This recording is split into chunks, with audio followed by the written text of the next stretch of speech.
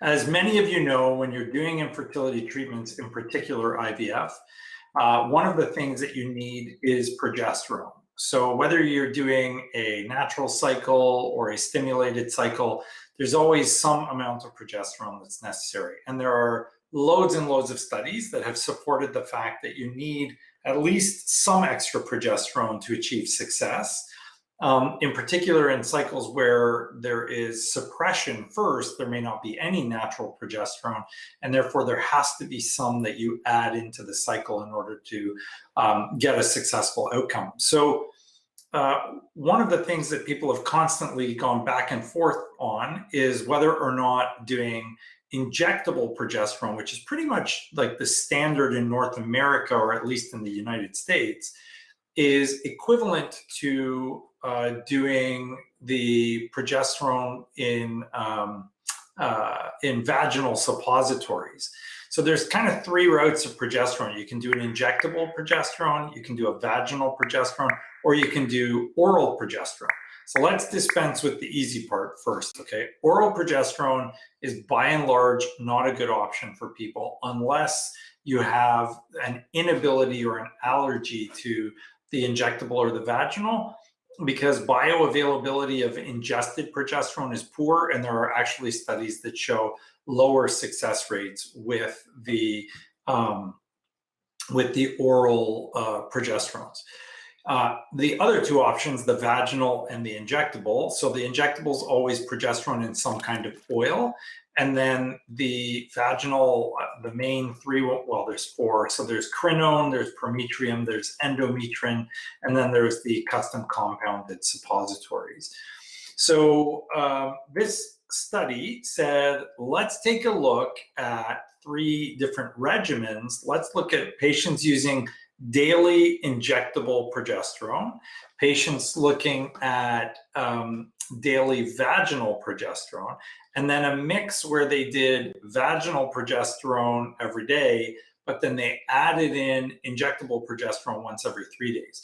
There was a previous study done by Shady Grove Fertility, which is a big fertility company in the US, and they demonstrated that once every 3 days was equivalent to once every day. So this study kind of built on that and said, what about doing once every 3 days injectable, but we also add in the vaginal, and what kind of results do we get?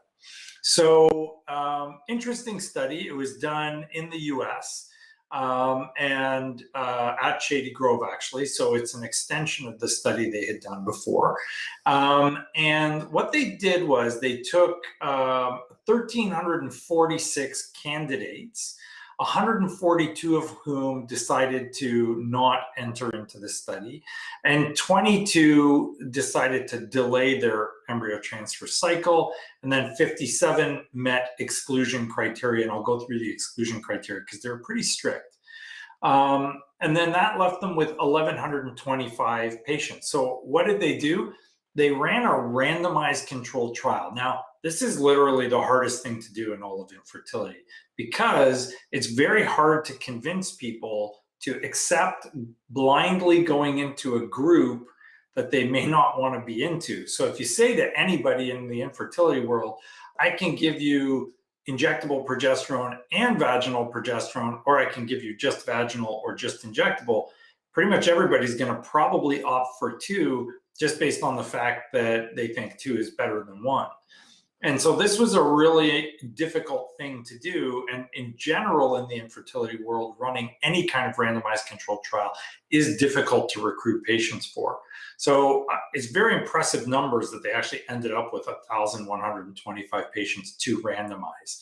So from that, 444 went into the injectable progesterone, 432 went into the vaginal and injectable, and 249 went into just the vaginal progesterone group. And then again, there were some exclusions for cycle cancellations and things. So they ended up with 421 in the injectable group only, 408 in the combined group, vaginal and injectable, and 231 in the group that did the vaginal only. So from that, there were about 20 people in each group that fell out afterwards because of various complications and factors. There was an error, they went through something with genetic screening or something like that. And so they had to exclude several people from that. So they actually had two levels of investigation. One was doing the intention to treat analysis, which is analyzing people based on what they were supposed to do, which is the correct way to do it. And then the other one was per protocol, which is here's what they actually did instead of what they were supposed to do. And a per protocol analysis is more real world, but it's actually not statistically valid compared to an intention to treat analysis. Okay, so let's take a look at who they included and who they didn't include, okay? So there were some very significant factors that they looked at in terms of who was involved and who wasn't involved. And the important thing was, so number one, they looked at various age women from 18 all the way up to 48. So quite a wide age range. I mean, most studies are going to be a little bit narrower. This really kind of included everyone. Why someone 18 is doing IVF is completely beyond me, but anyways, that's what they included. So the exclusion criteria were good. They were very solid. So didn't include anyone using a gestational carrier, no blastocysts that were created from frozen eggs. So these were all fresh egg cycles. So again, more applicability to folks out there who are trying on their own. No embryos that were frozen and thawed and refrozen and rethawed. None that were done by slow freeze instead of vitrification, which is the method we use and most civilized centers now do. None that were biopsied, so none that were going through pre-implantation genetic testing. And then none that were frozen at the non-blastocyst stage. No significant diseases, non-smokers, non-drug users, non-drinkers, reasonable body mass index, so they weren't less than 18 or over 38 within the last 3 months. And then some other clear ones like they weren't pregnant already and things like that. So it was a very robust design where they, really stuck to a good group that is very reflective of the population you want to be studying. Okay, so what did they find once they did the study? They basically have this amazing chart, and I don't know if we have it up, do we? Yeah, okay, perfect. So Tarek managed to get the chart up. Big round of applause for Tarek. I love this guy. So you should be able to see table 2.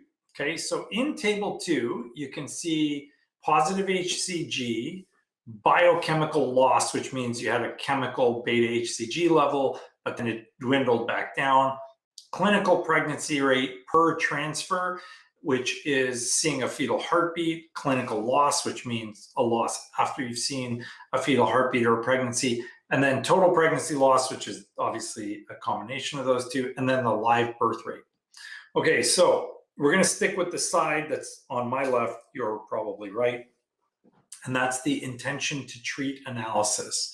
So in that intention to treat analysis, the p-values are what show you significance. So if they're less than 0.05, which all of those ones are, all of those are significant, okay? So you can see IMP was the injectable only, VP and IMP was vaginal progesterone and injectable progesterone, and then VP was vaginal only. So how many were positive per transfer? So just positive preg tests. 66% in the injectable only, 62% in the vaginal and injectable, and only 55% in the vaginal only. And when they sub-analyzed it between injectable and vaginal, it was still significant, but it was not totally significant when they compared vaginal to the once every 3 days and the vaginal together. So then they looked at the pregnancy loss rate, and this is really interesting data because I haven't seen this before. So 18% had a pregnancy loss in the injectable group, 13% in the vaginal and injectable, so that's lower, and 32% in the vaginal only. So you're getting almost double or triple the rate of miscarriage if you're on vaginal progesterone only. This is a big issue because we see patients coming to us all the time who say, especially from Europe, who say they're only on vaginal progesterone. It's not enough. And this study very much proves that, because you've got this very high significance factor demonstrating in the intention to treat analysis and on the other side in the per protocol analysis and between the groups that the biochemical loss rate is going to be much higher, okay? Clinical pregnancy rate, same kind of pattern. So 54%, 54%, and then 37%. So huge numbers, again, showing that your pregnancy rate is much higher when you're on an injectable or injectable with vaginal versus vaginal. Clinical loss rate, 19% with injectable, 15% with both, 27% when they were on vaginal. So again, much, much higher numbers, almost double the loss of pregnancies when you're on vaginal progesterone versus the injectable with the vaginal. And then, of course, the holy grail live birth, 44% when you were on injectable, 46% for injectable and the vaginal, and then 27% when you were on the vaginal alone. And again, they demonstrated significance comparing the injectable to the vaginal, but they didn't see a difference comparing the injectable to the vaginal and the injectable together. So either of those two are fine, but injectable versus vaginal, it's much, much superior to do an injectable version. So the graphic part of this, do you have figure 2 as well as table 2? Yeah. So figure 2 shows it to you in a graph format. Again, you can skip the per protocol. The blue line shows you what your rates of live birth per embryo transfer were for doing the injectable progesterone. So that's the blue bar. The red one is the combo of the injectable once every 3 days with the vaginal. So that gave you your highest success rate. And then the daily vaginal alone, almost half the success rate, which you can see very clearly there graphically. So this is really, really important data. Now, the other element of this that they also study, which was super cool, is they analyzed to see how many of the patients got pregnant based on the progesterone concentrations. So the progesterone concentration is something that has also been studied before, but not everybody has always agreed on what that information means. And some people have said, well, you don't need to screen for the levels. Other people have said you do need to screen for the levels.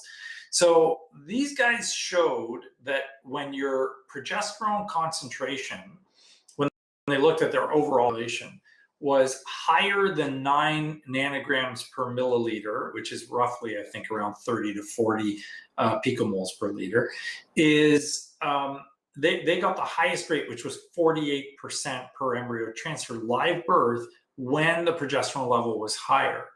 When the progesterone level was less than 3 nanograms per mil, which is quite low, then they got a 12% success rate. So 12 versus 48, so a 4-fold increase in your live birth rate based on your progesterone levels. And then for the pregnancy rates in between, they did show that there was a difference. So between less than 3, it was a disaster. Between 3 to 9, it was a little bit higher, 37%. And then that 48% you achieve when you get above 9. So they did show that this was very, very important. And they also went back and then said, well, which group had the lowest percent of, or lowest concentration of progesterone? And they showed, of course, that it was in the vaginal group. So people ask me all the time, why are you using 2 forms of progesterone? Well, the vaginal progesterone has a very good ability to get into your uterus, but the injectable progesterone is very good at getting into your bloodstream. And that's how you get that serum progesterone level up. And again, this study proves it because the injectable is going into your bloodstream. And you need both because the progesterone in your body normally comes from the corpus luteum, which is the leftover from your egg when you release your egg. So what happened in this study is that they're demonstrating that the progesterone level is not sufficient if you're just using a vaginal. And that makes sense because in your body, when you release the progesterone from the corpus luteum, some of it's going kind of right close to the uterus, so it's what we call paracrine. And some of it is going into your actual bloodstream, which is endocrine. So you need both. And to mimic that in real life, you need vaginal, but you also need the injectable.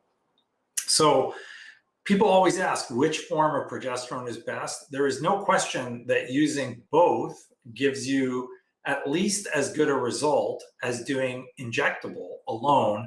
And the combination seems to have the lowest rate of miscarriage of any of the choices. So if you have the option of just injectable, just vaginal, or both injectable and vaginal, in order to maximize your success and minimize your miscarriage rate, you want to be on both. Now, should everybody be doing once every 3 days or every day? I'm still of the opinion that pregnancies like balance, and progesterone does not last 3 days. So that, up and down kind of pattern you're going to get is probably suboptimal in my opinion.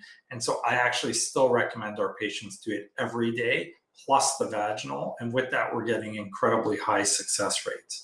So is it a factor of fiction that there is a single type of progesterone that should be used, or a single approach? There is. It's actually one approach that involves both approaches, and that is injectable and vaginal. Do not just do vaginal progesterone. Your miscarriage rates are 2 to 3 times higher. Your success rates are much, much lower, and your progesterone levels will not be high enough. So these are really, really important for people that are trying.